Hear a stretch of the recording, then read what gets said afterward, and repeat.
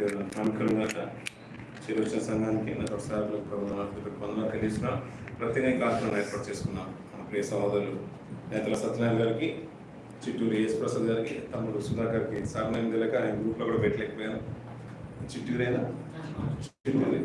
చిట్టూరు సుధాకర్ గారికి ప్రభునామాలు వందనాలు.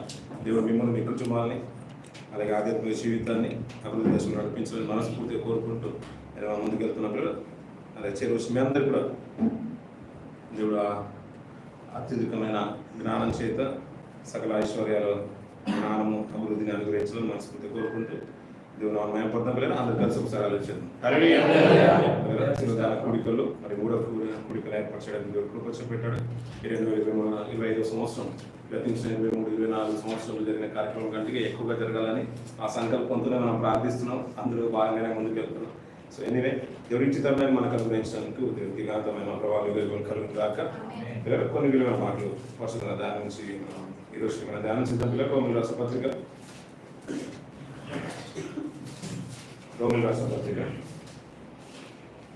5వ అధ్యాయం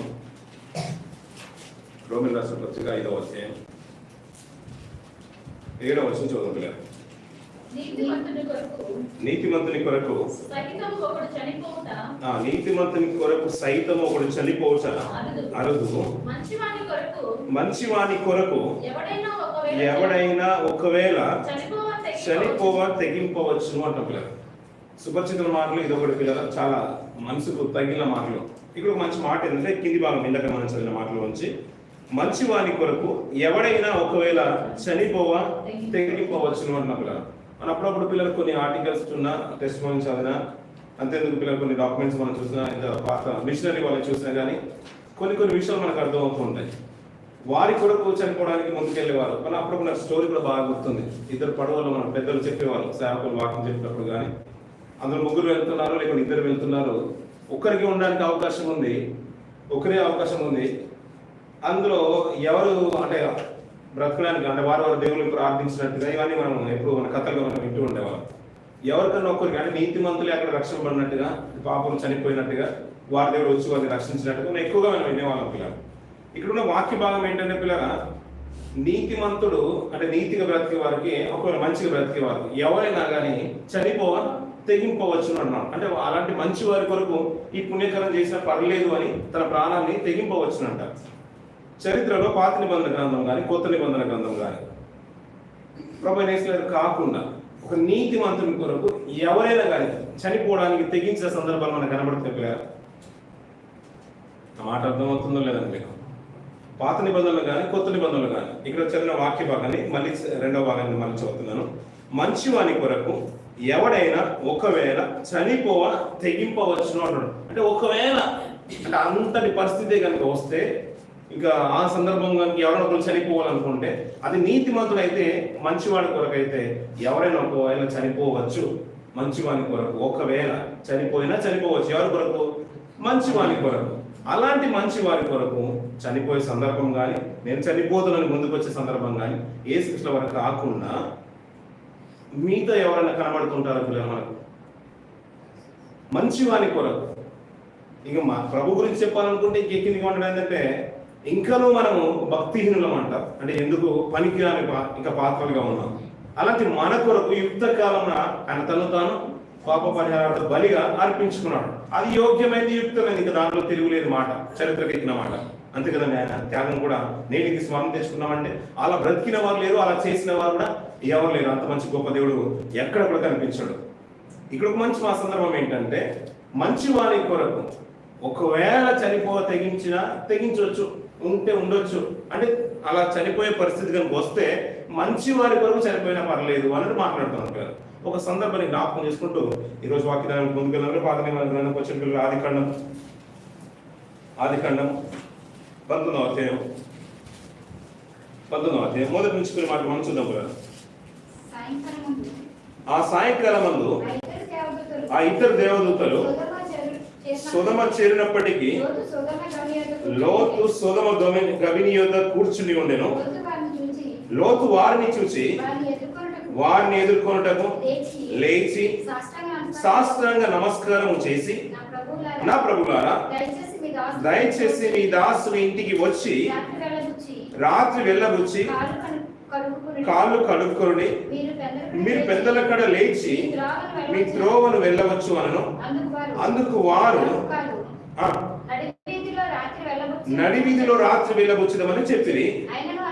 ఆయనను అతను మిక్కిలి బలవంతం చేసినప్పుడు వారు అతని తట్టు తిరిగి అతని ఇంట ప్రవేశించి అతడు వారికి విందు చేసి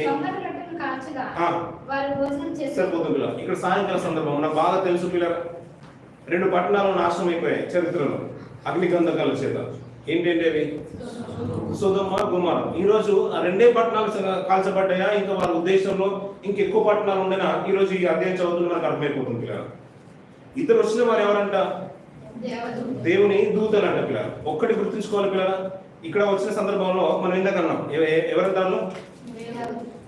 ఎవరంట? దేవుని దూతలు అంట పిల్లలు.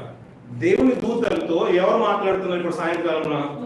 లోతు గారు మాట్లాడుతున్నారు. లోతు గారు అంటే మనకు బాగా సుపరిచితమైన వ్యక్తి. ఎవరు లోతు గారు? ఈ అధ్యాయం చదివేసుకొని ముగించేద్దాం పిల్లలు, ఎక్కువ సమయం తీసుకొని కూడా. సో కొద్దిసేపు అనేది మనసు పెట్టి విందాం పిల్లలు. లోతు గారు ఎవరు? అబ్రాహాం గారి కుమారుడు, అంతేనండి? ఎవరు కొడుకు? సోదరుడి కొడుకు కదా. లోతు గారు అబ్రాహాం గారితో పాటు తిరిగి వచ్చేస్తారు, అంటే వస్తూ ఉంటాడు. ఎందుకంటే అన్నగారు వెళ్ళిపోదు, అంటే అన్నగారుగా పిలిచేవాడు, సోదరు గారిని భావించాడు, తన కుమారుడు గారిని భావించాడు. కాబట్టి తీసుకుని వచ్చేసినప్పుడు తన భార్యతో పాటు లోతు గారు కూడా వచ్చేసారు. ఇక్కడ ప్రాంగణం అంటే వారు విస్తరించిపోయారు. విస్తరించిన సందర్భంలో లోతు గారు ఒక ప్రాంగణాన్ని ఎన్నుకున్నారు, సొదొమ గొమొర్రా పట్టణాలు. అది యెహోవా తోట వలె కనిపించిందంట. అక్కడ వెళ్ళిన తర్వాత ఇక్కడ ఒక సందర్భం ఏంటంటే 19వ అధ్యాయం మొదటి భాగం చూస్తున్నది, ఇద్దరు దూతలు. అంతవరకు కలిగిన సందర్భాలు చాలా తక్కువగా దూతలు కనిపిస్తుంటాయి. ఇక్కడ ఏంటంటే సాక్షాత్తు దేవుడు రాస్తున్నది, ఇద్దరు దూతలు సాయంకాలం ముందు సొదొమ చేరినప్పటికీ లోతు సొదొమ గవిని యొద్ద కూర్చున్నాడు పిల్లలు. లోతు వారిని చూసి వెంటనే చూసేదాం, అంటే దేవుని దూతలు ఎవరు కనబడుతున్నాయి ఇప్పుడు? లోతు. అంటే లోతు ఎవరు? అబ్రాహాం గారి యొక్క సోదరుని యొక్క కుమారుడు, అంతే కదండి. మనుషులకి ఎవరు కనబడుతున్నారు ఇప్పుడు? దేవుని దూతలు కనబడుతున్నాయి.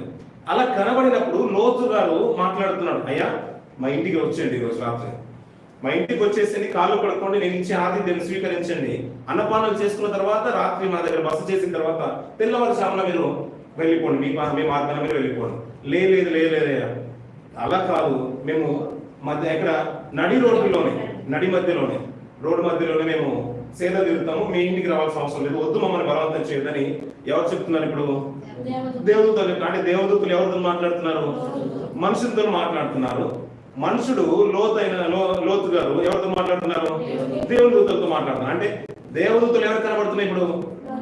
మనుషులు కనబడుతున్నాడు. ఒక్కడికి మనం గుర్తుంచుకోవాల్సిన విషయం ఏంటంటే, దేవుని దూతలు వచ్చినప్పుడు మనుషు శరీరాన్ని దాల్చుకొని భూమికి వచ్చేవారు. ఆత్మగా ఉంటే మనిషికి కనిపించరు, మన ఆత్మ మన కంటికి కనిపించదు, అంతే కదండి.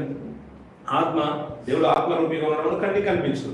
దేవదూతలు ఆత్మలుగా ఉన్నాయి కాబట్టి, తన సేవకులను ఆత్మలు కాబట్టి ఆయన వర్తమానం పంపించినప్పుడు శరీరాన్ని దాల్చుకుని వచ్చాయి. ఆయన ఏమంటారంటే మనుషులుగానే భావించేసి ఇవన్నీ సాయంకాలం ఆతిథ్యానికి పిలుస్తున్నాడు పిల్లలు. అలా పిలిచిన సందర్భంలో అంటే వారి భాష వీరికి అర్థమవుతుంది, వీరి భాష వారికి అర్థమవుతుంది.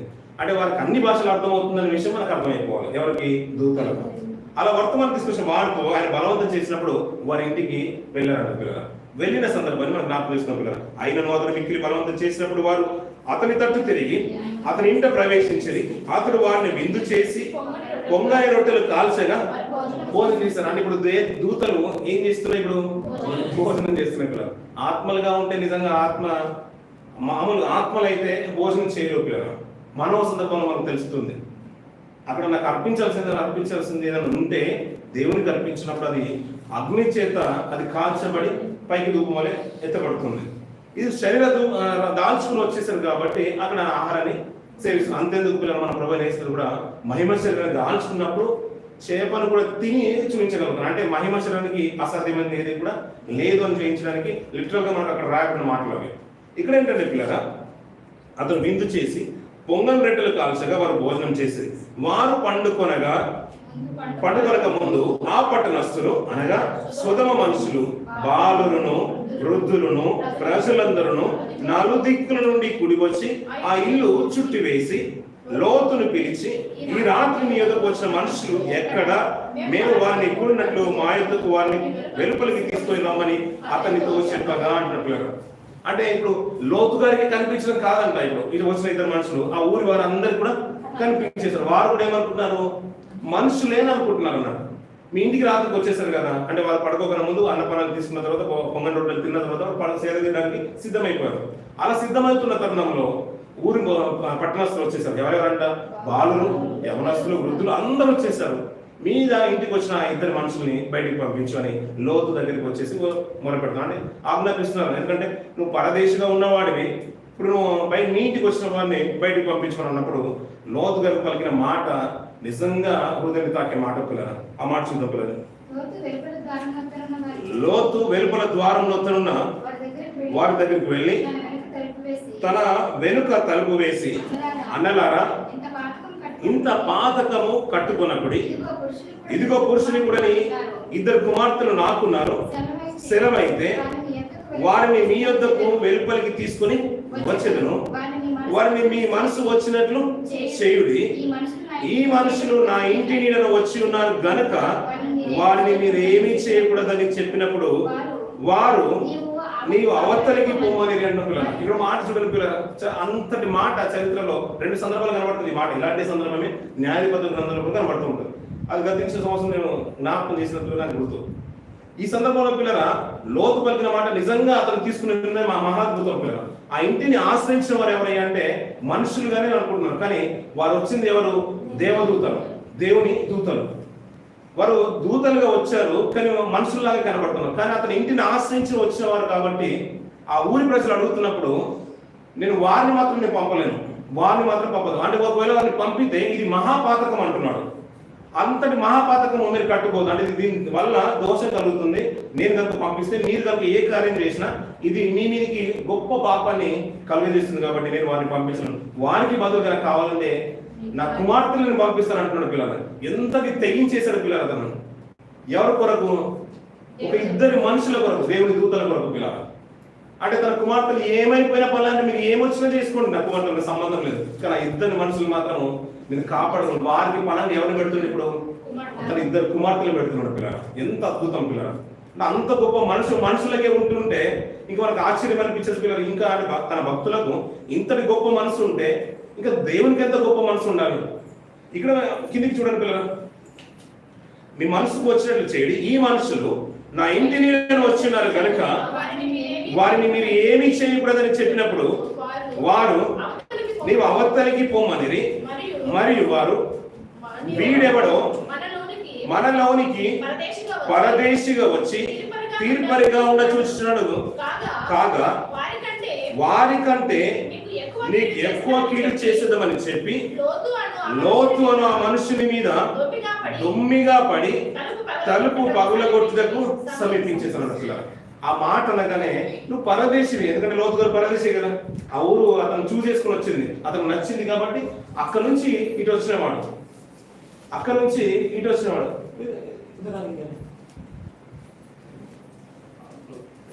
అక్కడ నుంచి వచ్చినవాడు, అక్కడ నుంచి వచ్చిన అతను ఇప్పుడు తీర్పరగా నిన్ను ఎవరు నియమించేశారు? నువ్వు నన్నెందుకు అక్కడికి అంటున్నావు? నువ్వెందుకు మాకు ఆ మాట చెప్తున్నావు? నిన్ను కూడా కొట్టేద్దామని దోపిడిగా పడి అతని మీద కొడదామనే ఉద్దేశంతో ఆ ఊరి ప్రజలు అందరూ కూడా ఏకమైపోయి మాట్లాడుతున్నాడు పిల్లలు. అక్కడ చూడండి పిల్లలు.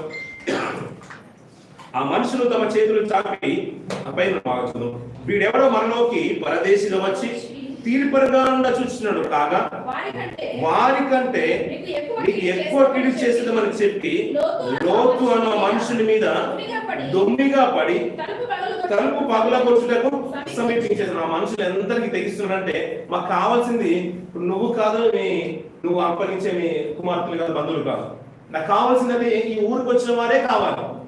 కానీ వారికి తెలియదు ఏంటంటే వారు దేవుని దూతలని వారికి తెలియదు నిజంగా చెప్పాలంటే. కానీ వారి ఉద్దేశం చూడండి, అది కనుక చేస్తే అది మహాపాతకం అంటున్నాడు. అది మాత్రం మీరు కట్టుకోవద్దు, కావాలని నేను కుమార్తెను ఇస్తానని ఆయన అన్నా కానీ అంటే ఇక్కడ గొప్ప వ్యక్తిత్వం లోతులో మనకు కనబడుతూ ఉంటుంది. కింది కొన్ని మాటలు చూడండి పిల్లలు. అయితే ఆ మనుషులు అంటే దేవుని దూతలు. ఆ మనుషులు తమ చేతులు చాపి లోతును ఆ ఇంటి లోపలికి తమ యొద్దకు తీసుకొని తలుపు వేసిరి.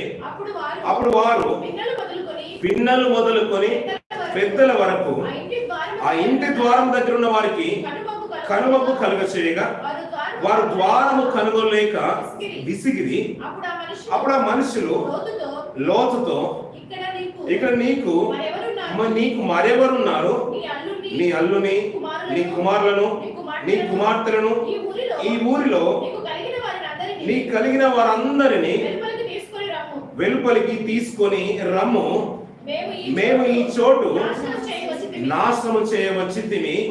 వారిని గూర్చిన మొర యెహోవా సన్నిధిలో గొప్పదాయను గనుక దాన్ని నాశనం చేయుటకు యెహోవా మమ్మను పంపినని చెప్పగా అన్న పిల్ల. అంటే అంతవరకు లోతుగా సందర్భం తెలియదంటే తెలియదు పిల్లలు.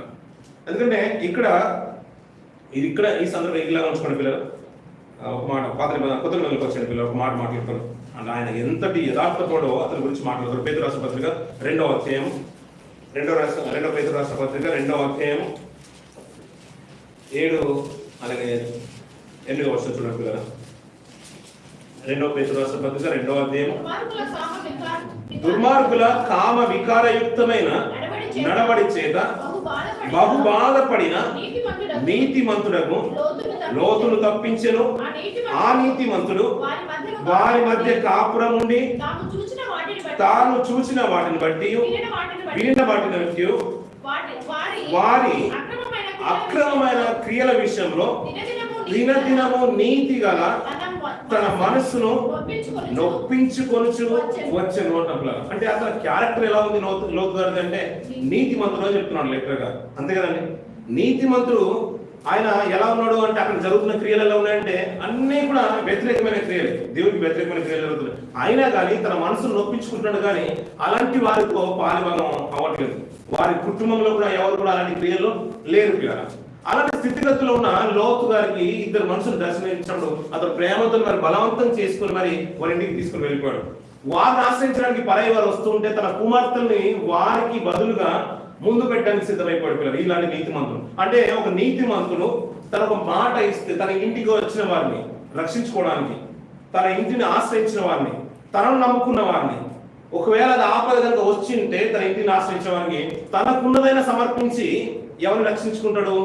తనను ఆశ్రయించిన వారిని రక్షించుకుంటాడు, తన ఇంటికి వచ్చిన వారిని రక్షించుకుంటాడు. అది ఎవరైనా సరే తన కుమార్తెనైనా ప్రాణంగా పెట్టడానికి ముందుకు వచ్చేసాడు, అంతలా తెగించేశాడు. ఇక్కడ ఎవరు కనబడుతున్నారు? ఇప్పుడు ఆ మనుషులు ఎవరు కనబడుతున్నారు? తీరా అతనికి ఏమంటున్నాడంటే ఈ మనుషులు ఎవరో కాదు, దేవుని దూతలు అన్నాడు. మేము వచ్చింది ఏంటి అంటే ఈ సొదొమ పట్టణాన్ని నాశనం చేయడానికి వచ్చేసాము. లోతు ఈ సొదొమ పట్టణాన్ని నాశనం చేయడానికి వచ్చేసాము. యెహోవా సన్నిధిలో వీరి మొర గొప్పదైపోయింది. అందుకని ఏం చేయాలంటే నువ్వు ఇక్కడ ఉండడం ఏమాత్రం కూడా మంచిది కాదు. నీకు ఎవరెవరు ఉన్నారో వారందరికీ నువ్వు పోగేసుకో, ఇది సన్నిధి అంటే ఈ సొదొమ పట్టణం అంతా కూడా నాశనం కాబోతుందని అంటే వచ్చిన దూతలు తెలియజేశారు కదా. అంతవరకు వారు దూతలని తెలియదు, వీరు వచ్చిన పర్పస్ ఏంటో ఆయనకి తెలియదు. అయినా కానీ వచ్చిన వారిని ఆ ఊరిని అంటే గవిని దగ్గరికి రాగానే వాళ్ళని ఇంటికి తీసుకుని వెళ్ళిపోవాలనుకున్నాడు. వారికి ఆతిథ్యం చేశాడు, వారిని బలవంతం చేశాడు. అంటే ఇంట్లో ఉండండి, మీరు ఆశ్రయం పుచ్చుకోండి, తిరిగి తెల్లవారుజామున మీ మార్గంలో మీరు వెళ్ళిపోతారని అంతలా ప్రేమించి వారిని అంటే వారిని స్వీకరించేశాడు, ఆతిథ్యం ఇచ్చేశాడు. అలాంటి వారికి కష్టం వచ్చినప్పుడు తను కంప్లీట్ గా అంటే ముందుండిపోయాడు, వారికి ఏమాత్రం హాని కలుగ చేయకుండా. ఒక మనుషుడికి ఉన్న విధానం చూడండి పిల్లలు, నీతిమంతుడు అంటే అతను ఎలాంటి వ్యక్తి అని అంటే పేతురు గారి మాటలే సాక్ష్యం అన్నాడు. అతను నీతిమంతుడు, కామల వికారయుక్తమైన క్రియలు ఆ దేశంలో జరుగుతున్నారు. తన మనసు బాధపడినా కానీ దానికి ప్రలోభపడ్డవాడు కాదు, లొంగిపోయిన వాడు కూడా కానే కాదు పిల్లలు. ఇంకా కొన్ని మాటలు కింద చూద్దాం పిల్లలు.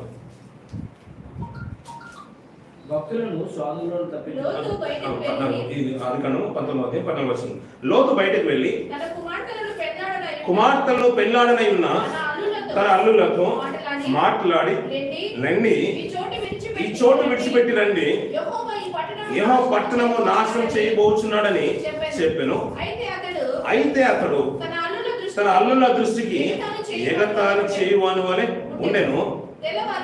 తెల్లవారినప్పుడు ఆ దూతలు లోతును త్వరపెట్టి లేము, ఈ ఊరి దోష శిక్షలో నశించిపోకుండా నీ భార్యను ఇక్కడ ఉన్న నీ ఇద్దరు కుమార్తెలను తీసుకొని రండని అతడు తడువు చేసెను. అప్పుడు అతని మీద యెహోవా కనికరణ పడుట వలన ఆ మనుషులు అతని చేతిని, అతని భార్య చేతిని, అతని ఇద్దరు కుమార్తెల చేతులను పట్టుకొని వెలుపలికి తీసుకొని వచ్చినట్టు. ఇక్కడ అద్భుతం అనిపించింది కదా పిల్లలు. పట్టణం అంతా కూడా నాశనం అయిపోతుందంట. ఈ పట్టణంలో ఈ దోష శిక్ష దేవుని సన్నిధికి చేరిపోయింది. ఇది నాశనం అయిపోతుంది కాబట్టి ఏ మాత్రం కూడా నువ్వు తడువు చేయకు. వారికి ఇచ్చిన ఆప్షన్ చూడండి పిల్లలు. నీకు ఎవరైతే ఉన్నారో, నీ బంధువర్గమే కానీ, నీ కుటుంబీకులే కానీ, నీకు నచ్చిన వారు ఎవరు ఉన్నారో వారందరినీ కూడా నువ్వు పోయి ఇక్కడ నుంచి నువ్వు తీసుకొని బయటకు వచ్చేసాయి. మనం ఏంటంటే పిల్లలు ఒక్కొక్కప్పుడు సందర్భంలో పిల్లలు మనం సరౌండింగ్ లో ఒక మంచి అప్పుడప్పుడు ఉపద్రవం వచ్చినప్పుడు మనం నీతిమంతులు కాకపోయినా అంటే మంచి ఒక పరిస్థితులు మనకి తెలిసిన విషయమే కదా. అన్ని సందర్భాల్లో ఒక ఉపద్రవం వచ్చినప్పుడు ఏంటంటే మనం మంచి వారికి కాకపోయినా, మనకు ఆస్తి లేకపోయినా, మనం దాన్ని పొందుపరచుకోలేకపోయినా ఒకప్పుడు మనం ఉండే స్థితి ఆ సందర్భంలో ఆ సిచ్యువేషన్ లో మనం ఒకవేళ మంచి పొజిషన్ లో ఉన్నాం అనుకోండి, అంటే ఆ స్థితిలో ఉన్నాం అనుకోండి, వరద వచ్చినా మనం మునిగిపోలేము, కష్టం వచ్చినా అక్కడ అప్పుడున్న పరిస్థితిని బట్టి మనం ఏ ఉపద్రవంలో వెళ్ళిపోలేము. అంతెందుకు పిల్లలు లాక్డౌన్ టైంలో కరోనా కాలంలో మనం ఇండియాలో లేని పిల్లలు ఇక్కడ ప్రబలిన దానికంటే ఎక్కువగా ఎక్కడ ప్రబలింది? ఇండియాలో ప్రబలం. చాలా మట్టుకు ప్రాణాలు కోల్పోయారు. ఒకళ్ళు అక్కడే కనుక మనం ఉండుంటే ఏమైపోయేది? అంటే దేవుని సంకల్పంలో ఏంటంటే మనం మంచి వారం కాకపోయినా, అంటే అలా చనిపోయిన వారు మంచి చెడ్డవారని నేను అనట్లేదు. చనిపోయే పరిస్థితి వచ్చినప్పుడు మనం మంచి వారం కాకపోయినా, మన వేదిక మారినప్పుడు, మన స్థానం మారినప్పుడు మనకు కూడా దేవుని ప్రొటెక్షన్ అనేది ఉంటుంది, మనకు అర్థమవుతుంది. లోతు గారు ఎలాంటి వారంట? నీతిమంతుడు. లోతు గారు నీతిమంతుడు. అతన్ని బట్టే అతను కాపాడబడుతుందన్న విషయాలు మనకి కిందికి వస్తుండే మనకు అర్థమవుతుంది. లోతు గారు నీతిమంతుడు. లోతు గారు నీతిమంతుడు అని చెప్పడానికి ఏంటంటే అతనికి ఉన్న ధర్మకార్యాలు ఎవరు వచ్చినా ఇంటికి తీసుకొని వస్తున్నాడు, ఆతిథ్యం చేస్తున్నాడు, పంపించేస్తున్నాడు. ఆ వారికి ఉన్న మనసు ఏంటంటే నువ్వు ఇంత మంచి వాడే కాబట్టి నీతో ఉన్న వారందరూ కూడా నువ్వు పోయి ఈ ఊరు దోష శిక్షలో నాశనం అయిపోతుంది కాబట్టి నేను ఇక్కడ నుంచి నేను బయటకు తీసుకొని వస్తాను. అలా అన్నప్పుడు అల్లుల దృష్టికి ఎగతాళి చేయబడేవారు. అంటే పెళ్లి ఇంకా కూతురు పెళ్లి అవ్వలేదు. అక్కడ ఇద్దరు కుమార్తెలు, తన భార్య, ఈ ముగ్గురు, అతనితో పాటు నలుగురు.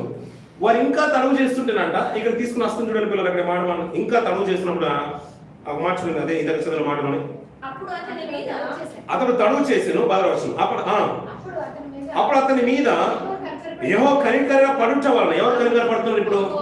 యెహోవా కనికరం ఎవరి మీద ఉంది ఇప్పుడు? లోతు మీద. మీరు అప్పుడప్పుడు అంటారు కదా పిల్లరా, ప్రార్థనల మీద ఆపేస్తుంది. గిన్నెడు చల్లీలు ఇస్తే అనే మాట మాట్లాడుతుంది చూసారు పిల్లలు. గిన్నెడు చల్లీలు ఇస్తేనే వారి ప్రతిఫలం పోగొట్టుకోనప్పుడు ఎవరికి గిన్నెడు చల్లీలు ఇస్తే? ఎవరికి గిన్నెడు చల్లీలు ఇస్తే? ఆ మాట చదువుతారు, ఒకవేళ తీసేస్తే తొందర ఇది నాకు వచ్చేస్తాను. ఎవరికి గిన్నెడు చల్లీలు ఇస్తే? ఎవరికి పడితే వాళ్ళకి ఇస్తేనా?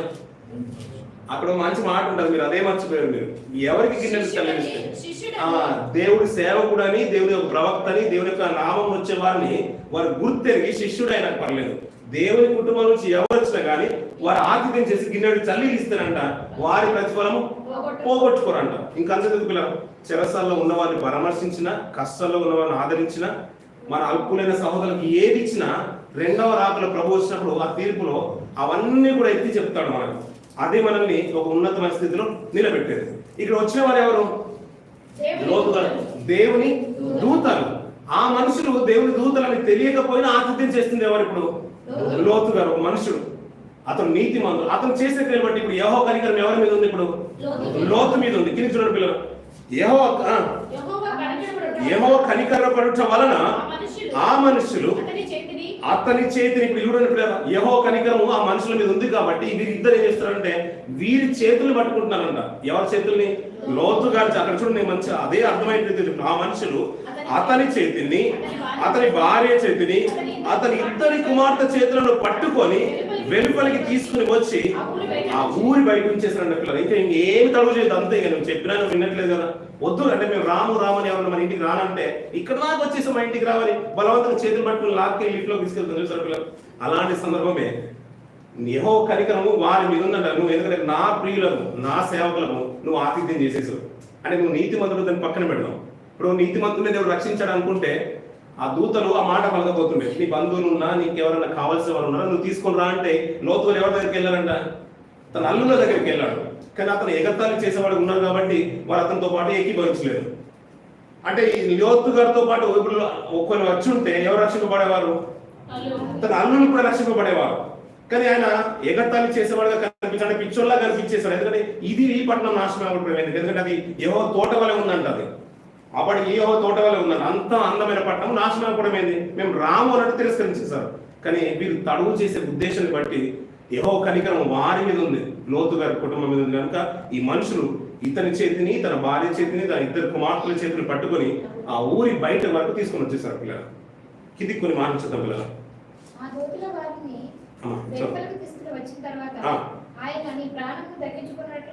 నీ ప్రాణము దక్కించుకున్నట్లు పారిపోము, వెనుక చూడకము,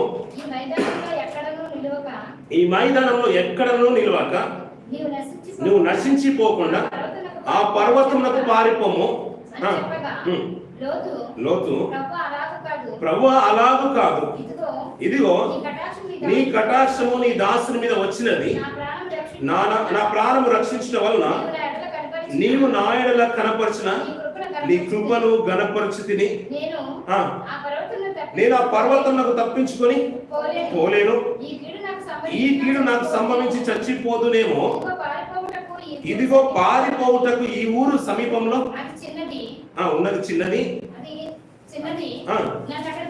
నన్ను అక్కడికి తప్పించుకొని పోనిము. నేను బ్రతుకుదునని చెప్పినప్పుడు, ఇదిగో నీవు చెప్పిన ఈ ఊరు. ఇప్పుడు ఏమేమి పట్టణాలు నాశనం అయిపోవాల్సినవి మనకు తెలిసిన విషయం. సొదొమను గొమొర్రాను. ఇప్పుడు లోతు గారిని బయటికి లాక్కొని వచ్చిన తర్వాత వారు ఏమంటున్నారు, నీ పర్వతాల దగ్గరికి నువ్వు వెళ్ళిపోయి మైదానంలో సరౌండింగ్ ఈ గ్రౌండ్ లో ఎక్కడ కనిపించదు. ఈ మైదానంలో పొలిమర్లను కనిపించడానికి వీల్లేదు, ఎందుకంటే ఇదంతా కూడా నాశనం అయిపోతుంది. అప్పుడు లోతు గారు ఏమనుకోవాలి, సరే నేను పారిపోతానని ఇతను పారిపోవాల్సింది, అంతే కదా. ఇక లోతు గారు ఎక్కడ అంటున్నాడు అంటే, నీ కటాక్షం నా మీద ఎలాగో ఉంది కదా, నాకు సాయం చేయి. ఏంటంటే అంత దూరం వరకు నేను వెళ్ళాను అంటున్నాడు. ఇప్పుడు ఎలాగో వారి కటాక్షం ఉంది కాబట్టి తప్పించుకుని వచ్చేసాడు. అయినా ఇతనికి సంకోచం, అంత దూరం నేను వెళ్ళాను కాబట్టి అక్కడ ఉన్న ఒక చిన్న ఊరు ఉన్నది, నేను అక్కడికి వెళ్ళిపోయేటట్టు నాకు సెలవు ఇవ్వమంటాడు. సరే నువ్వు కోరుకున్నావు కాబట్టి నేను ఆ ఊరిని నాశనం. ఒకవేళ అతను కోరుకోకుండా అక్కడి నుంచి పర్వతానికి వెళ్ళిపోయి ఉంటే అది కూడా నాశనం అయిపోతుండే. మనకు తెలిసిన సత్యం ఏంటంటే, గూగుల్లో ట్రై చేయండి. సొదొమ గొమొర్రాలు రెండు జంట నగరాలు అంటారు. ఒక జంట నగరం అంటే మనకి ఏం కనబడుతుంది, జంట ఒక జంట అన్నారు అనుకోండి. ఒక జంట అయితే ఎన్ని, రెండు జంట నగరాలు అంటే 4 ఉండాలి. కానీ ఒక గూగుల్ చేసి చూడండి, సరౌండింగ్ లో చాలా గ్రామాలు నాశనం అయిపోయాయి ఆ రోజు. ఇప్పటికి కూడా ఆ భాస్వరస్ సల్ఫర్ అనేది ఇక్కడ కనబడుతూ ఉంటున్నారు. గడ్డి కూడా పోయేది అంటారు కదా, అంతలా నాశనం అయిపోయి అగ్ని గంధకాలని కుమ్మరింపబడి నాశనం అయిపోయినారు. ఒకవేళ లోతు కనుక ఆ గ్రామాన్ని కోరుకోకపోయి ఉంటే అది కూడా నాశనం అయిపోయేది. ఇక్కడ ఒక విషయం ఏంటంటే పిల్లరా, నీతిమంతుల నుండి తను చేసిన క్రియలను బట్టి తన కుటుంబం రక్షింపబడుతుంది. ఏం చేశాడయ్యా అంటే, కన్నీరుగా ఎరుగని మనుషులు వారు వచ్చారు, వారికి ఆతిథ్యం చేశాడు.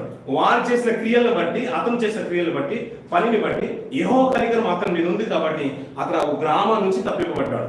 ఎవరు పట్టుకొని వెళ్తున్నారు, తన సేవకుల్ని పంపించి మరీ తన దక్షిణాస్తులు పట్టుకొని దేవుడు నడిపిస్తున్నాడు. ఇవన్నీ కూడా మనసులో ఉంచుకుని అలాగే దేవుడు తప్పిస్తున్నాడు. ఆయన కనికరం కనుక మనం చేసిన క్రియల వలన, ఆయన కనికరం కనుక మన కుటుంబం కానీ, మన కుటుంబంలో ఎవరి మీదైనా కానీ, మన మీద కానీ ఆయన కనికరం ఉంటే, మహాకనికరం కనుక ఉంటే, ఆయనే తన దూతను పంపించి మరి మనకు ప్రొటెక్షన్ ఇస్తానని మనకు అర్థమైపోవాలి. అంతే కదండి. తన చెయ్యి పట్టుకున్నాడు, అతని చేతిని, తన భార్య చేతిని, తన ఇద్దరు కూతుల చేతిని పట్టుకొని ఆ ప్రమాదం ఉన్న స్థానం నుంచి తప్పించి మరి బయట పెట్టేస్తున్నాడు. పిల్లలు ఎన్నో పర్యాలు పిల్లలు ప్రమాదం ఇట్టే మన దగ్గరకు వచ్చినా కానీ దేవుడు తప్పించినట్టుగా ఉంటాయి కొన్ని సందర్భాలు. అవి మనకు కొన్ని విషయాలు మనకు అర్థం అవుతుంటాయి, కొన్ని విషయాలు మనకు అర్థం కావు పిల్లలు. ఇంకా ఇంకో మాట చూడండి పిల్లలు, ఇందాక చదివిన మాటల్లో నుంచి ఆయన ఎవరిని తీసుకొని వస్తున్నాడంటే కిందికి 23వ వచనము కిందికి చూసినారు కదా పిల్లలు, ఎలా నాశనం అయిపోయిందో కొన్ని మాటలు చూస్తున్నాం పిల్లలు. ఉదయించను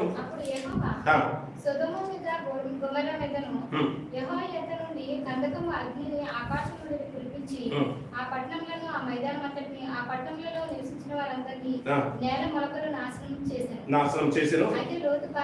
అయితే లోతు భార్య అతని వెనుక నుండి తిరిగి ఉప్పు స్తంభం అని. ఇక్కడ ఒక సందర్భం మనకు గుర్తుకు రావాల్సింది ఏంటంటే, అంటే లోతు గారు నీతిమంతుడైతే తనతో పాటు నా భార్య కూడా నీతిమంతురాలని చెప్పడానికి లేదు.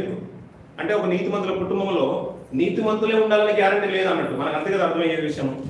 ఒకవేళ ఆయన తను నీతిమంతులైనా కానీ దేవుడు ఏం చేసేవాడు, క్షమించేవాడు. ఒకవేళ లోతు తడువు చేస్తున్నాడు అనుకోండి, తడువు చేశాడు, ఈ తడువు చేస్తాడు కానీ పోనీ అని వెంటనే అగ్నిగంధకాలు కురిపించలేదు. వారి చేతి పట్టుకొని లాక్కుని మరి బయట పెట్టేసి లోతు భార్య నశించడానికి కనబడుతుంది. మాట్లాడడం పిల్లలు తెల్లవారినప్పుడు అబ్రాహాము లేచి తాను యెహోవా సన్నిధిని నిలిచిన చోటికి వచ్చి చూడగా లేచిచుండెను. దేవుడు ఆ మైదానపు పట్టణములను పాడు చేసినప్పుడు దేవుడు అబ్రాహామును జ్ఞాపకము చేసుకొని లోతు కాపురమున్న పట్టణములను నాశనం చేసినప్పుడు ఆ నాశనము మధ్యమున లోతు నశించకుండా అతన్ని తప్పించిన. ఇప్పుడు లోతు రక్షింపబడింది దేని వల్ల నాకు అర్థమవుతుంది, ఎందుకంటే అబ్రాహాము వల్లనే అని అర్థమవుతుంది. ఇంకా చెప్పాలంటే అతను చేసిన ధర్మకార్యాలు ఇప్పుడు ఆ మాట ప్రస్తావన తీసుకురావట్లేదు. అంటే ఆదిత్యం చేశారు కాబట్టి లోతు రక్షించనట్లేదు. అంటే నేను మొట్టమొదటిగా నేను అబ్రాహాముకు వాగ్దానం చేశాను, అతన్ని బట్టి అతని కుమారుని నేను జ్ఞాపకం చేసుకున్నాను. మన పితరులు చాలా నమ్మకంగా బ్రతుకుంటారు పిల్లలు, మన తల్లిదండ్రులు కానీ మన తాత ముత్తాతలు కానీ. వారిని బట్టి ఎన్నో కొన్ని మేలు మన కుటుంబంలో జరుగుతూ ఉంటాయి, నేటికి కొన్ని జరుగుతూ ఉంటాయి, మనకు అర్థమవుతూ ఉంటుంది. వారిని బట్టి ఏదో జరుగుతున్నాయి, ఏదో మనం గొప్పతనం అది కాదని మనకు తెలిసిపోతుంది. అంటే లోతు గారు భక్తిగా బ్రతుకుతున్నా తన భార్య భక్తిగా కనిపించట్లేదు మనకు అక్కడ, తన అల్లులు భక్తిగా కనిపించట్లేదు. అయినా కానీ అబ్రాహాం గారిని బట్టి రక్షణ ఎవరికి వచ్చేసింది, ఇప్పుడు లోతుకు వచ్చేసింది. ఇక్కడ మాట పిల్లరా మనం చదువుకున్న మూల వాక్యం ఏంటంటే పిల్లరా, మంచి వారి కొరకు ఒకవేళ ఎవరైనా చనిపోయే తెగింపవచ్చును అంటున్నాడు. ఎవరు మంచి వారు? ఇప్పుడు ఆ రోజు వచ్చిన దేవుని దూతలు మనుషులు వచ్చారు, వారు మంచి వారని వారి కొరకు ప్రాణత్యాగంగా తన కుమార్తెల ముందు పెట్టేసాడు లోతు. తెగించడానికి ఇంకా అంటే పర్లేదు, వారు వచ్చిన వారు నాకు సేవకులు, ఆతిథ్యము, అతిథి దేవోభవ అనే ఒక మాట మనకు ఉండే పూర్వం. వచ్చిన వారు గురువులు పెద్దలతో సమానం, దేవునితో సమానం, దేవుని దూతలతో సమానం. అందుకనే వారి కొరకు నా కుమార్తెలు కోల్పోయినా పర్లేదని వారిని ముందు పెడుతున్నాడు. ఎవరిని రక్షించడానికి? ఎవరు వచ్చిన వారిని దేవుని దూతలను రక్షించడానికి. పిల్లలు ఇప్పుడు ఆలోచించడం, ఇందాక చదివిన మాటకు వచ్చిన పిల్లలు రోమిల రాష్ట్ర పత్రిక నీతి మంత్రి కొరకు ఒకడు సైతము చనిపోవుట అరుదు, మంచి వాని కొరకు ఎవడైనా ఒకవేళ చనిపోవ తెగింపవచ్చును. అయితే దేవుడు మన ఎడల తన ప్రేమను వెల్లడపరిచి ఉన్నాడు. ఎట్లనగా మనం ఇంకను పాపులమై ఉండగానే క్రీస్తు మన కొరకు చనిపోయాను అంటారు. ఇంకెలా ఉన్నామంటే అప్పుడు మనము, ఇప్పుడు ఎలా ఉన్నాము, అప్పుడు ఎలా ఉన్నాము, పాపులుగానే ఉన్నాము. అయినా క్రీస్తు మన కొరకు చనిపోయాడు అంటారు పిల్లలు. దేవుడు ప్రేమను వెల్లడిపరచాడు. ఎలా వెల్లడిపరచాడు? దేవుడు 3:16 దేవుడు లోకమును ఎంతో ప్రేమించను. ఎంత ప్రేమించాడు? కీరించాడు పిల్లలు. ఇది ఇలా ఉంచుకోండి, అది నోటెడ్ ఉండాల్సిందే. 3:16 కాగా తన అద్వితీయ కుమారుని పుట్టిన వాని యందు విశ్వాసముంచు ప్రతివాడును నశింపక నిత్యజీవం పొందినట్లు ఆయన అనుగ్రహించేశాడు. అసలు ప్రేమను వెల్లడిపరిచేశాడు దేవుడు. ఎవరి కొరకు తన ప్రేమను వెల్లడిపరిచేశాడు? ఎవరి కొరకు దేవుడు తన ప్రేమను వెల్లడిపరిచాడండి? ఇప్పుడు మీరు ఈ క్రిస్మస్లు, ఈ లెంటులు, ఈ గుడ్ ఫ్రైడేలు, ఈస్టర్లు చేసుకునే మన ప్రయోజనం ఉంటుందండి. ఎవరి కొరకండి ఆయన తన ప్రేమను వ్యక్తపరిచాడు, వెల్లడిపరిచాడు? మన కొరకు. ఇంకా ఎలాంటి స్థితిలో ఉన్నామంట? అప్పుడు పాపులుగా ఉన్నామంట. ఆ మాట అలాగే అండర్లైన్ చేసుకుని బోల్డ్ చేసుకుని పెట్టుకోండి. ఎప్పుడంట? పాపులుగా ఉన్నప్పుడు అంట. ఇప్పుడు ఎలా ఉన్నామో తర్వాత అడుగుతాను పిల్లలు. పాపులుగా ఉన్నప్పుడే తన ప్రేమను వెల్లడిపరిచి తన కుమారుణ్ణి మన కొరకు ఎలా ఇచ్చాడంట? ఎవడు కూడా నశించడం ఇష్టం లేక నిత్యజీవం పొందినట్లు ఆయన నన్ను అనుగ్రహించును. లోకము తన కుమారుని ద్వారా రక్షణ పొందుటకి కానీ లోకములకు తీర్పు తీర్చినకు దేవుడు ఆయనను పంపలేదు. ఆయన యందు విశ్వాసించు వానికి తీర్పు తీర్చబడదు అంటున్న పిల్లలు. దేవుడు తన ప్రేమను వెల్లడిపరిచేశాడు. తన కుమారుని ఇచ్చేసి అందరి కొరకు ఇచ్చేశాడు. అంటే మనం నీతివంతులమని మంచి వారి కొరకని తన కుమారుని ఇవ్వలేదు. మనకు అర్థమవుతుందో లేదా మాట? మంచి వారి కొరకు ఒకవేళ ఎవరైనా ఒకరు తెగింపోవచ్చును. కానీ ఇక్కడ చనిపోయింది, క్రీస్తు చనిపోయింది మంచి వారి కొరకు కానే కాదు. ఎవరి కొరకు చనిపోయాడంట? ఇంకను భక్తిలో ఉన్న వారి కొరకంట, ఇంకను పాపులుగా ఉన్న వారి కొరకంట తన ప్రాణాన్ని పెట్టేశాడంట. దాంట్లో తన ప్రేమ ఉంది అంటున్నాడు దేవుడు. తన ప్రేమను వెల్లడిపరిచాడు. తన ప్రేమను వెల్లడిపరిచిన ఆయన ఇప్పుడు ఆయన ఒకటి ఆలోచించింది పిల్లల, ఒక భక్తిహీనుడి కొరకు తన ప్రియకుమారుని నీతిమంతుడు అర్పింపబడుతుంటే, అక్కడేమో వచ్చిన నీతిమంతులను రక్షించడానికి నీతి పనులను తన కుమార్తెను బలిగా పెడుతున్నాడు ఒక నీతిమంతుడు. ఇక్కడ మనకంటే ఒక న్యాయము లేదు, నీతి లేదు, యథార్థత లేదు. ఆ పరమ తండ్రి ఎలా ఉన్నాడంటే మిమ్మల్ని రక్షించుకోవడానికి, మనలందరినీ రక్షించుకోవడానికి ఏమాత్రం కూడా నీతికి వారసులైన వారం కానే కాము. ఆ రోజుల్లో భక్తిహీనతలో బ్రతుకుతున్నప్పుడు, చీకట్లో బ్రతుకుతున్న వారము అంటే ఇష్టమైన క్రియలు లేవు, అయిష్టమైన క్రియలే, అంత కూడా కామయుక్తమైన క్రియలే, ఇంకా దేవునికి వ్యతిరేకమైన క్రియలే మన జీవితాల్లో కార్యం చేస్తున్నాయి, ఏలుతున్నాయి చీకటి బ్రతుకుల్లో. అలాంటి వారి కొరకు దేవుడు తన ప్రియ కుమారుని లోపలికి పంపించేసాడు. అలా పంపించినప్పుడు ఒక విలువైన మాటలు యెషయా గ్రంథంలో మాట్లాడుతారు. చూడండి పిల్లలు, యెషయా గ్రంథం 53వ అధ్యాయం 53వ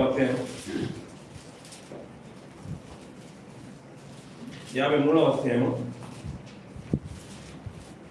5వ వచనం నుంచి 6వ వచనం వరకు చదువు పిల్లలు. మన అతిక్రమ క్రియలను బట్టి అతడు గాయపరచబడెను, మన దోషములను బట్టి నలుగొట్టబడెను, మన సమాధానార్థమైన శిక్ష అతని మీద పడెను, అతడు పొందిన దెబ్బల చేత మనకు స్వస్థత కలుగుచున్నది.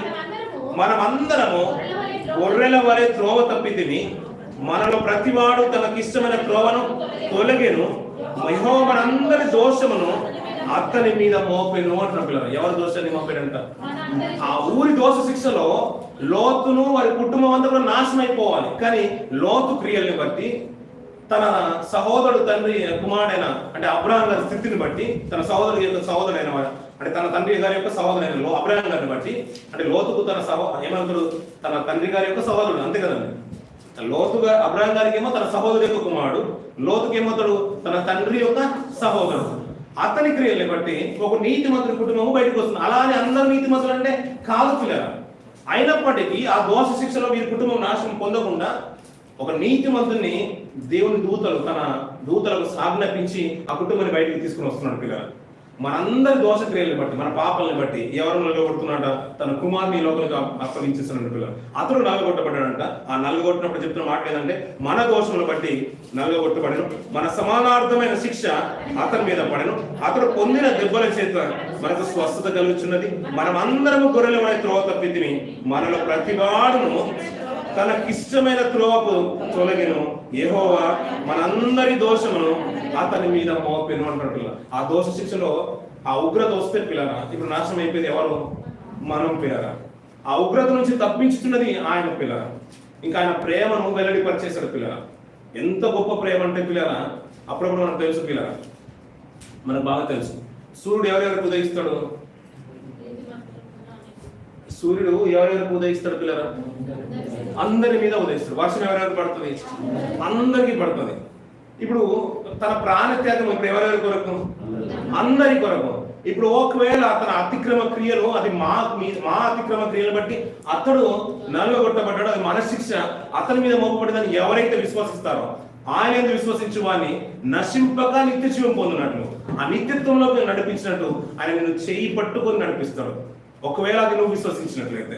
లోతు యొక్క చేతిని, తన భార్య చేతిని, తన కూతుళ్ళ చేతిని ఎలాగైతే తన సేవకులు, తన దూతలు ఎలాగైతే పట్టుకొని ఆ ప్రమాదం నుంచి బయట పెట్టినట్టుగా, ఒకవేళ ఇదంతా కూడా నా కోసమని నువ్వు విశ్వసిస్తే, ఈ త్యాగం అంతా కూడా నా కోసమని నువ్వు మనస్ఫూర్తిగా నమ్మితే, నిన్ను కూడా అలాగే తీసుకుని వెళ్ళిపోతాడు.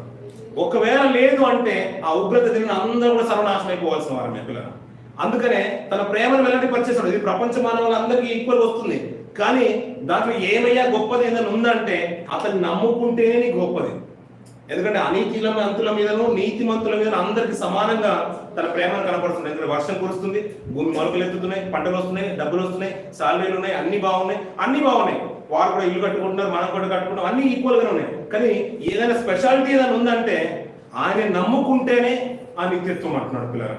అందుకనే ఇలా నలగొట్టినప్పుడు అంట పిల్లరా, లోతు తన కుమార్తెలు ఇద్దరిని బలిగా పెట్టబోతున్నాడు కదా ఆ వచ్చిన మనుషుల కొరకు. అతను ఇష్టపడే చేస్తున్నాడు కదా. ఈ సర్వమానవాళ్ళందరూ కూడా వారు ఏదో యోగ్యులు కాదు, నీతిమంతులు కాదు. మరి ఇలాంటి అనీతిమంతుల వరకు నీ ప్రియ కుమారులు ఎందుకు అయ్యా ఇస్తామంటే, అయినా పర్లేదు నేను ఇస్తానంటున్నాను, ఎందుకంటే వీరందరూ రక్షింపబడి నాకు కావాలనుకున్నాడు. ఇలా ఆయన నలగొట్టబడుతుంటే అతనికి ఇష్టమైందంట పిల్లలు. అదే ఆ మాట పిల్లలు 10వ వచనం. అతని నలగొట్టుటకు యెహోవాకు ఇష్టమాయెను, ఆయన అతనికి వ్యాధి కలుగజేసెను. అతడు తన్ను తానే అపరాధ పరిహారార్థమని చేయగా అతని సంతానము చూచును అంట పిల్ల. సరిపోతుంది పిల్ల. తను తానే అపరాధ పరిహారార్థ బలిగా మనందరి కొరకు తను బలైపోతున్నాడు పిల్ల. ఇది మనసులకు తెచ్చిన వారు ఎవరు పిల్ల? ఈ తరంలో ఆయన ఎవరైనా జ్ఞాపకం చేసుకుంటారు? అదే మాట ఇది కంటాడు పిల్ల. ఆయన చూడండి పిల్ల, 8వ వచనం చివరి భాగం చదువు. అన్యాయపు తీర్పు నొందిన వాడే అతను కొనిపోబడెను. అతను నా జనుల క్రమమును బట్టి మొత్తబడిన కదా. సశీల భూముల నుండి అతడు కొట్టివేయబడిన కదా. అయినను అతని తరంలో ఈ సంగతి ఆలోచించిన వారు ఎవరున్నారు? అతని సంగతి ఆలోచించేవారు ఆ తరంలో అరుదుగా కనపడతారు. మరి ఈ తరంలో ఆయన ఉన్నారు ఎవరన్నా? ఆ రోజు భక్తి ఉన్నప్పుడు మన కోసం ఆయన ప్రాణం పెట్టేశారు కదా, సర్వమానవాళి కొరకు రక్షణ పొందుకుని ఆయన సన్నిధికి వచ్చేసాం కదా, రక్తంలో కడిగి పవిత్రులుగా చేయబడతాం కదా. అదే కిందికి మనం చూస్తున్నట్లయితే రోమిల రాసిన పత్రికలో కిందికంటే ఇప్పుడు రక్తం వలన మనము ఏమంటున్నాడు? చదవండి పిల్లలు. ఇప్పుడు ఈ రక్తం వలన 5వ అధ్యాయం, ఆయన రక్తం వలన ఇప్పుడు నీతిమంతులుగా తీర్చబడుతున్నామంట పిల్లల. ఆయన రక్తం వల్లనే నీతిమంతులుగా తీర్చబడుతున్నాం. ఇప్పుడు ఆ రోజున్న భక్తిహీనుల కొరకే దేవుడు తన ప్రాణాన్ని పెడుతూ ఉంటే, ఈ రోజు ఒకవేళ నువ్వు నీతిగా బ్రతికితే నేను విడిచిపెడతాను పిల్లల, నన్ను విడిచిపెడతాను. ఎవరిని విడిచిపెట్టాడు పిల్లల? ఎవరు నశించడం మనకి ఇష్టం లేదు. ఆ విషయం మనకు మనసులో ఉంటే, అలా అని ఇప్పుడు అందరినీ ప్రేమగా చూసినట్టుగా, సర్వమానవులు చూసినట్టుగా మనల్ని చూస్తున్నాడు పిల్లలు. ఒకవేళ నువ్వు విశ్వసిస్తే, ఆయన నిజంగా నీ కుటుంబాన్ని, నీ విశ్వాస జీవితాన్ని కట్టుకుంటే, నమ్మితే, నువ్వు నశించడం మనకి ఏమాత్రం కూడా ఇష్టం లేదు. నేను నిత్యత్వంలో నిలబెడతాను పిల్లలు. ఒక మాట చూసుకొని ముగించిన పిల్లలు. కొరింథీయుల రాసిన పత్రిక 8వ ఇదే మాట, ఈ మాట రోమిల రాసిన పత్రిక 8వ అధ్యాయం, ఆ తర్వాత కొరింథీయుల రోమిల రాసిన పత్రిక 8వ అధ్యాయం 32వ వచనం పిల్లలు.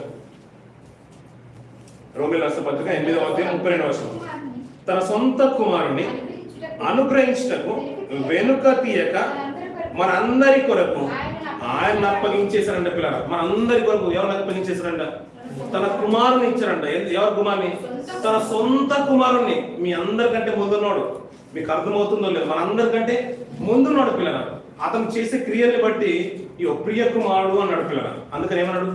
ప్రియ కుమారుడు అన్నాడు. ఇప్పుడు కుమారులుగా ఉందామా? ప్రియమైన కుమార్తెలు కుమారులుగా ఉందామా? ప్రియమైన వారుగా ఉంటేనే ప్రత్యేకత ఉంటుంది. ఇప్పుడు భూమి మీద ఉన్నవారు అందరూ ఎవరు? తండ్రికి కుమారులు కుమార్తెలు. ఆయన రక్తాన్ని కడిగి పవిత్రులుగా, అంటే మనం రక్తంలో కడిగి పవిత్రులుగా తీర్చబడితే మనల్ని ఒక స్పెషల్ అయిన కేటగిరీలోకి తీసుకుని వెళ్ళిపోతాడు. అప్పుడప్పుడు పిల్లల బిజినెస్ క్లాస్ చూసారు కదా పిల్లలు, మీరు మనకు అర్థం అవడానికి చెప్తున్నాను. మనం ఎయిర్పోర్ట్ నుంచి మనం వెళ్తూ ఉంటే బిజినెస్ క్లాస్ అనేది స్పెషల్గా ఉంటుంది. ఇంకా వారికి ట్రీట్మెంట్ కూడా అదే సపరేట్గానే ఉంటుంది.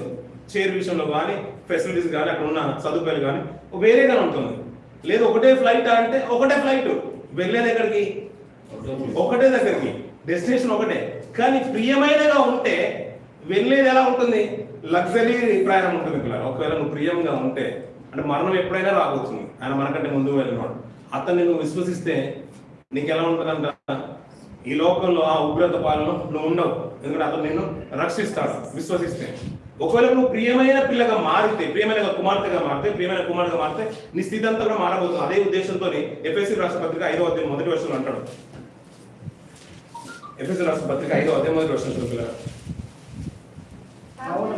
కావున మీరు ప్రియమైన పిల్లల వలె అంట. ఎవరికంట?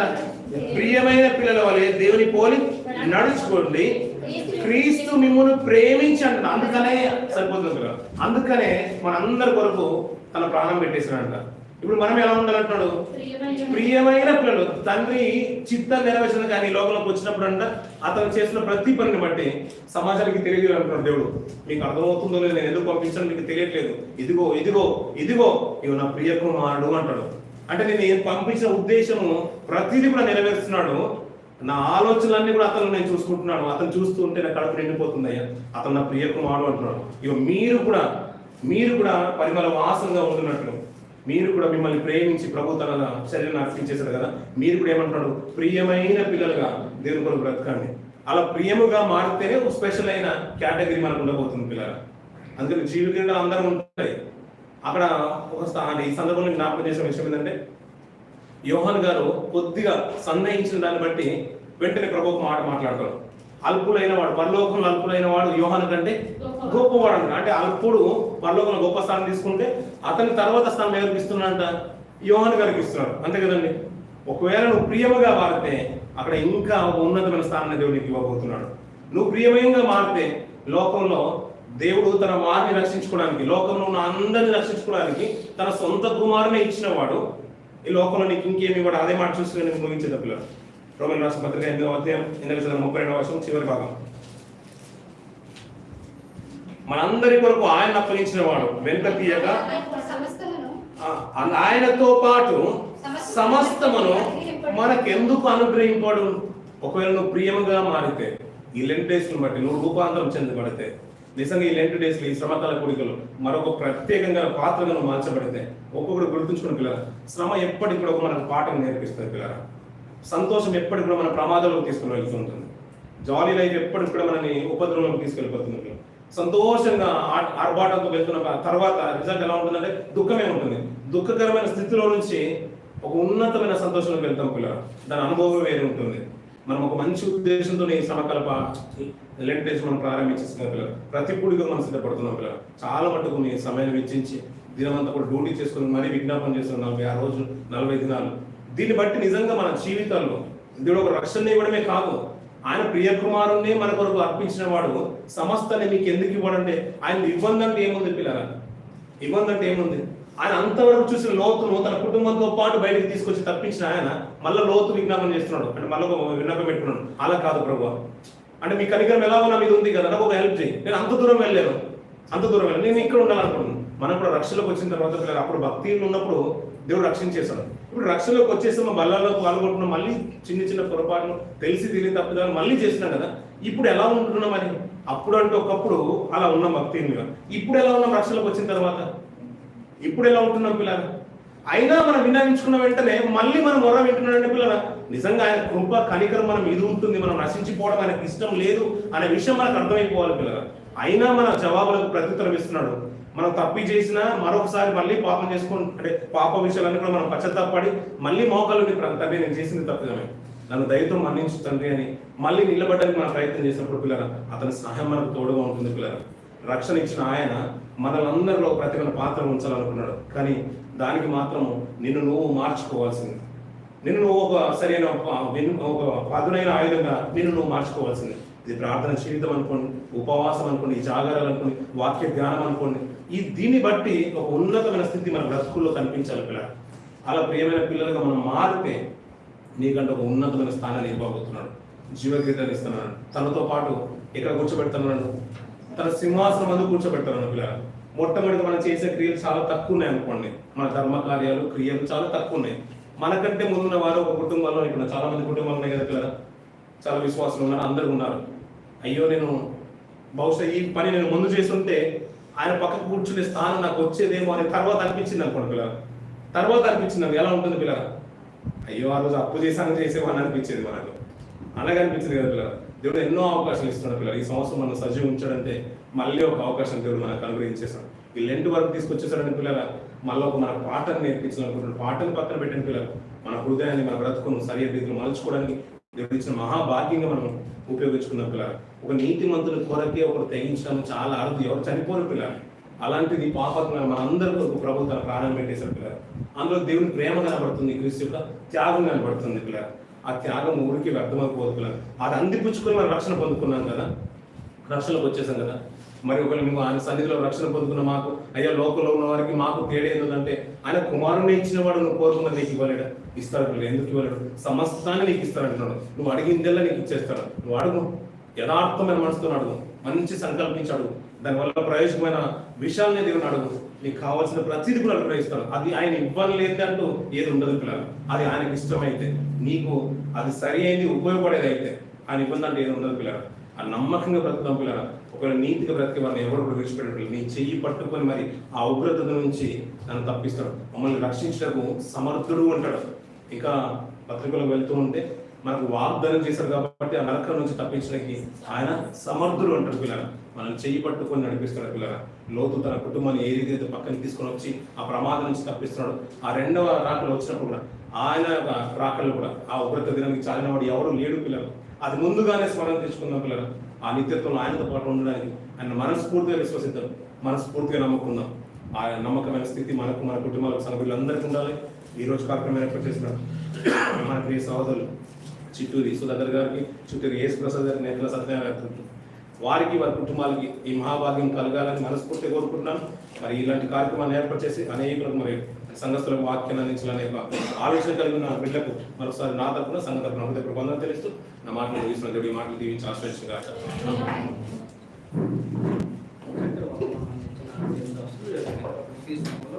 తెలియజేసుకున్నాండి.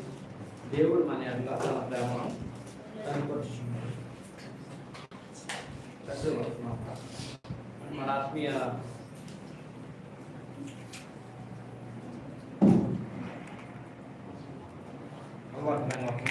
మన ఆత్మను కలపాల్సిన దోషులు అందించారు. మనం జాగ్రత్తగా ఆ యొక్క ఆత్మను భద్రపరుచుకుని మహిమాలు జీవించి